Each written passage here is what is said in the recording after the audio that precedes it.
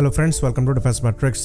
तो जैसा कि हमने कल अपने वीडियो में डिस्कस किया था कि अमेरिकन कंपनी जनरल इलेक्ट्रिक द्वारा कोशिश करी जा रही है कि वो अपने इंजन्स को लेकर ट्रांसफ़र ऑफ टेक्नोलॉजी इंडिया को करे, साथ ही साथ उसकी प्रोडक्शन लाइन को इंडिया को शिफ्ट करें। तो ये हम जानते हैं कि इंडिया द्वारा देखा जा रहा है एक पार्टनर जिसकी मदद से हम एक 110 किलो न्यूटन क्लास का जेट इंजन बनाना चाहते हैं जो कि हमारी फ्यूचर एयरक्राफ्ट में लगेगा। तो अब सवाल ये उठता है कि अगर हमारी कंट्री इतनी एडवांस हो गई है जहां पर LCA तेजस जैसे एयरक्राफ्ट का डेवलपमेंट चल रहा है, साथ ही साथ 5th जनरेशन फाइटर AMCA जैसे का डेवलपमेंट चल रहा है, उसके बाद भी हम एक जेट इंजन को बनाने में सक्षम नहीं हैं और अल्टीमेटली हमारे द्वारा पार्टनर देखे जा रहे हैं इस इंजन को डेवलप करने के लिए।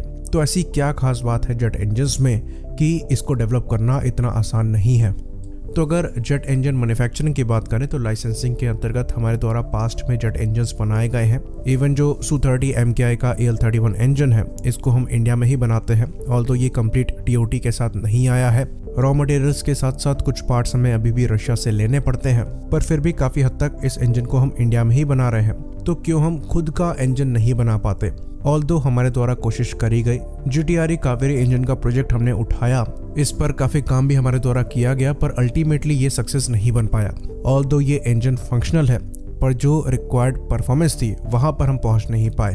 तो इसका जो नॉन आफ्टर बर्निंग वर्जन है उसको UCAV वगैरह में यूज़ किया जाएगा, पर जिस पर्पज़ के लिए इसे बनाया जा रहा था वो हम अचीव नहीं कर पाए। क्यों नहीं कर पाए इसको हम आगे डिस्कस करेंगे, लेकिन पहले ये डिस्कस कर लेते हैं कि एक जेट इंजन बनाना इतना कॉम्प्लिकेटेड क्यों होता है। तो दो तरीके के जेट इंजन्स होते हैं, टर्बोजेट और टर्बोफैन। तो टर्बोजेट इंजन्स पहले यूज हुआ करते थे और क्योंकि ये कम एफिशिएंट हुआ करते थे इसलिए इन्हें टर्बोफैन से रिप्लेस कर दिया गया है। तो इनमें 4 स्टेजेस होती थी, एयर इनटेक, फिर कंप्रेशन, फिर कंबशन, उसके बाद एग्जॉस्ट। वहीं पर टर्बोफैन इंजन में थोड़े बहुत चेंजेस किए गए हैं। आगे की तरफ एक फैन लगा दिया गया है और एयर को भी बाईपास कराया जाता है कंबशन चैम्बर के बाहर से, जिसकी वजह से यहाँ पर एफिशिएंसी जो है टर्बोजेट के कंपैरिजन में ज़्यादा है। तो जो मॉडर्न एयरक्राफ्ट हैं ये सारे टर्बोफैन इंजन ही यूज़ करते हैं। बाकी जैसा कि आप फिगर में देख सकते हैं, अंदर इंजन के डिफरेंट ब्लेड्स होते हैं जो कि घूमते हैं और एयर को कंप्रेस करते हैं। उसके बाद जब कंबशन होता है तो यहाँ पर हाई प्रेशर क्रिएट होता है जो कि नोजल के थ्रू निकल जाता है और अल्टीमेटली आपको थ्रस्ट मिलता है। तो टर्बोफैन में थोड़ी सी एयर बाईपास होकर भी जाती है। जितना ज़्यादा एयर बाईपास होकर जाएगी उतना इंजन एफिशिएंट होगा, लेकिन आपको पावर वहाँ पर उतनी कम मिलेगी। तो जो कमर्शियल जेट इंजन्स होते हैं इनके इंजन बड़े साइज़ के होते हैं, इसलिए यहाँ पर एयर को ज़्यादा बाईपास कराया जाता है, तो ये ज़्यादा एफिशिएंट होते हैं। वहीं पर जो जेट एयरक्राफ्ट है ये छोटे साइज़ के इंजन होते हैं, यहाँ पर कम एयर बाईपास होती है, तो ये लो बाईपास इंजन होते हैं और एफिशिएंसी भी कंपैरेटिवली लो होती है, लेकिन जो फोर्स है, जो थ्रस्ट है, वो आपको यहाँ पर ज़्यादा मिलती है। तो इस डायग्राम से हम एक चीज़ समझ सकते हैं कि इंजन के अंदर मूविंग पार्ट्स काफ़ी ज़्यादा होते हैं। साथ ही साथ ये चीज़ हम आपको बता दें कि जो कंबशन चैम्बर है यहाँ पर टेम्परेचर 2000 डिग्रीज के ऊपर चला जाता है। तो हम लोगों ने रॉकेट इंजन्स बना रखा है, ये चीज़ हम जानते हैं। इसरो द्वारा हमारे खुद के डेवलप्ड रॉकेट पर ही सैटेलाइट्स लॉन्च करी जाती हैं। तो कुछ लोग सवाल ये पूछते हैं कि अगर हम रॉकेट इंजन्स बना सकते हैं तो जेट इंजन्स क्यों नहीं बना सकते। तो सामने आपके रॉकेट इंजन का फिगर है।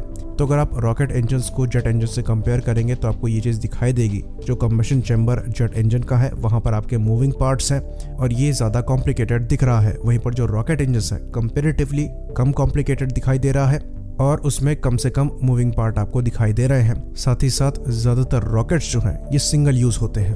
तो जेट इंजन रॉकेट इंजन के कंपैरिजन में कहीं ज़्यादा कॉम्प्लिकेटेड होता है और इसमें सबसे ज़्यादा कॉम्प्लिकेटेड चीज़ मटेरियल साइंस होती है। तो एक नॉर्मल जेट इंजन की जो सर्विस लाइफ होती है ये 3000 से 6000 घंटे की होती है। जो वेस्टर्न इंजन है इनकी सर्विस लाइफ ज़्यादा होती है, ये अराउंड 6000 आवर्स चल जाते हैं। वहीं पर जो रशियन जेट इंजन्स हैं इनकी लाइफ 3000 आवर्स के आसपास की होती है। तो ये इमेजिन करिए कि जो मूविंग पार्ट्स जेट इंजन में यूज़ हो रहे हैं ये 6000 घंटे तक 2000 डिग्री सेल्सियस से ज़्यादा का टेम्परेचर झेलते हैं। तो ये किस तरीके के मटेरियल्स होंगे इस चीज़ का आप अंदाज़ा लगा सकते हैं। तो बेसिकली ये एलॉयज़ होते हैं और निकल एलॉयज़ होते हैं। तो जो प्रॉब्लम है ये सबसे ज़्यादा इंजन के हॉट सेक्शन में ही आती है। तो यहाँ पर जो टरबाइन ब्लेड्स यूज़ किए जाते हैं वहाँ पर आपको सुपर एलॉयज़ यूज़ करने पड़ते हैं और जैसा कि हमने डिस्कस किया ये निकल बेस्ड सुपर एलॉयज़ ही होते हैं। इनमें क्रोमियम हो सकता है, कोबाल्ट हो सकता है या फिर रेनियम हो सकता है।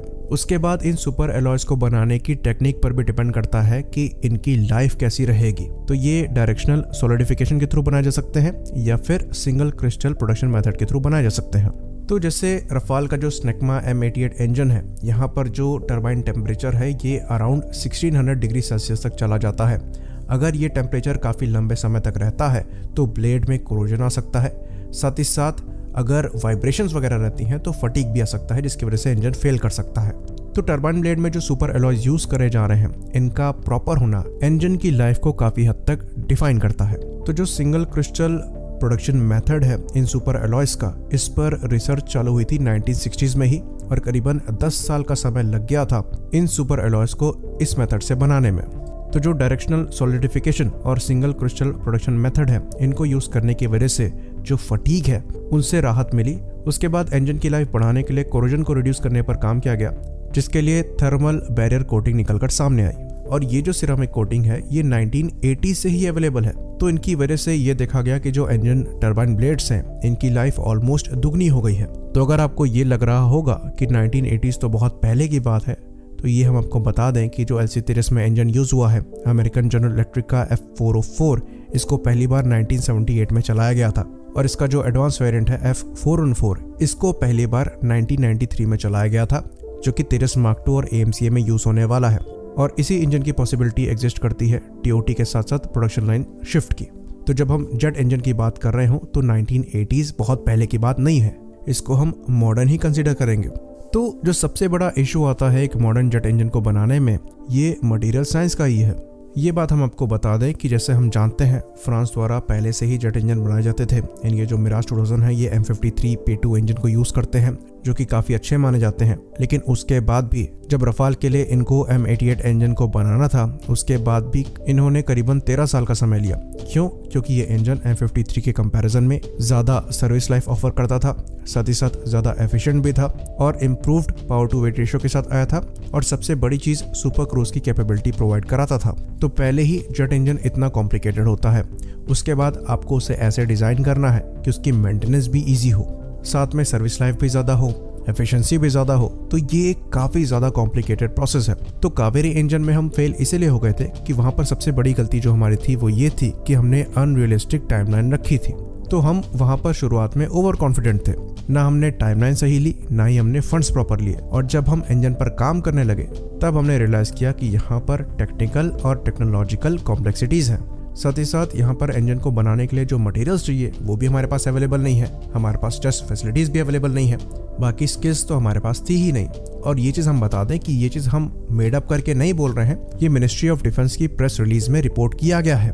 तो अल्टीमेटली हमारे द्वारा स्नेकमा के साथ काम किया गया इस इंजन पर, और स्नेकमा ने अपना कोर जो है ऑफर कर दिया, जिसके बाद थ्योरेटिकली ये इंजन M88 इंजन की परफॉर्मेंस को ऑफर कर सकता था।